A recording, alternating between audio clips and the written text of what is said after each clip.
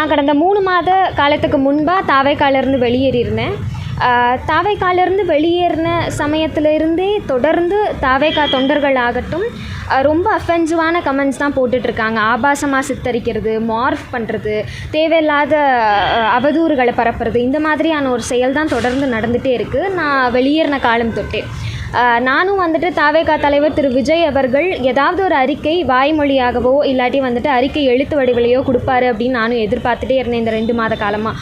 அவரும் எதுவும் கொடுக்குற மாதிரி தெரியல. எனக்கு இதுக்கப்புறமும் அவர் கொடுப்பாரு அப்படிங்கிற நம்பிக்கை இல்லை. அதனால தாவேக்கா தலைவர் திரு விஜய் அவர்கள் மேலேயும் அவரோட தொண்டர்கள் மேலேயும் கம்ப்ளைண்ட் ஃபைல் பண்ணியிருக்கேன் இன்றைக்கி கமிஷனர் ஆஃபீஸில்.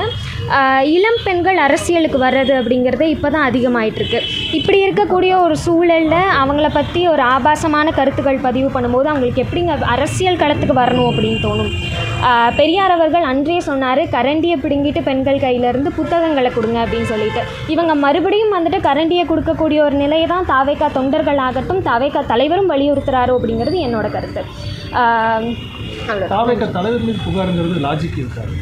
எப்படிங்க லாஜிக் இல்லாமல் இருக்கும்? யாரும் நடக்கும்போதே இப்படி பேசாதீங்க அப்படின்னு சொல்லி ஒரு பேட்டிகள் வாயிலாகவும் ஸ்டேஜ் சொல்லிட்டாங்க.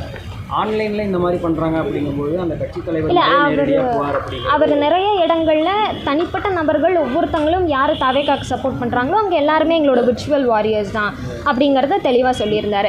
அண்ட் நான் அவர் கட்சியிலேருந்து வெளியேறின காலம் தொட்டு நிறைய பெண்கள் ஐடியாலஜிக்கலாக நாங்கள் ஸ்டாண்ட் எடுக்கிறோம் அப்படிங்கிற பட்சத்துக்கு அவங்க ஆப்போசிட்லேருந்து நாகரிகமான ஒரு அரசியல் விவாதத்தை தான் நாங்கள் எதிர்பார்க்குறோம். ஆனால் அது இங்கே நடக்கிறதில்ல அப்படிங்கிறது தான் உண்மை. ஸோ அதை கண்டித்து அவர் விர்ச்சுவல் வாரியர்ஸ் மேலே அவர் ஏன் ஒரு அறிக்கை கூட வெளியிட மாட்டேங்கிறார் அப்படிங்கிறது எங்களோட கேள்வி. விளம்பரத்துக்காக வைசாலி இந்த மாதிரி பண்ணுறாங்கிற மாதிரி விளம்பரத்துக்காக நிச்சயமாக இல்லை. எங்கள் அரசியல் களத்தில் நேர்மையான நியாயமான விவாதங்களை எடுத்து வச்சா அது அட்டென்ஷன் சீக்கர் அப்படிங்கிறது இல்லை இல்லையா? இப்போது நீங்கள் உங்களை விமர்சனம் பண்ணுறீங்க. பொதுவாகவே ஒவ்வொரு கட்சிக்காரங்க எதிர்கட்சிக்காரங்க விமர்சனம் பண்ணுறது சோசியல் மீடியாவில் இருக்குது. எதிர்கட்சிக்காரங்கள நியாயமான விமர்சனங்கள் நாகரீகமான விமர்சனங்கள் எடுத்து வைக்கிறது அப்படிங்கிறது ஃபைன் தான். நாங்களும் வந்துட்டு கருத்தியல் ரீதியான விமர்சனங்களை தான் எடுத்து வைக்கிறோம். ஸோ நாங்கள் எடுத்து வைக்கும் போது அதுக்கு பதில் தெரியல அப்படிங்கிறதுக்காக நீங்கள் நாகரிகம் அல்லாத ஒரு கருத்துக்களை வெளியிடுறது அப்படிங்கிறது தவறான விஷயம் தானே. அரசியல் அப்படின்னாலே ஒரு நாகரிகத்தை பின்பற்றின ஒரு விவாதமாக இருக்கணும் அப்படிங்கிறது தான் எங்களோட கருத்து. செய்திகளை உடனுக்குடன் தெரிந்து கொள்ள கீழ்கண்ட கேபிள் மற்றும் டிடிஹெச் நெட்வொர்க்குகளில் எம்நாடு செய்தி தொலைக்காட்சியை காணுங்கள். பாதகம் செய்பவரை கண்டால் நாம் பயம் கொள்ளலாகாது பாப்பா. மோதி மிதித்து விடு பாப்பா, அவர் முகத்தில் உமிழ்ந்து விடு பாப்பா.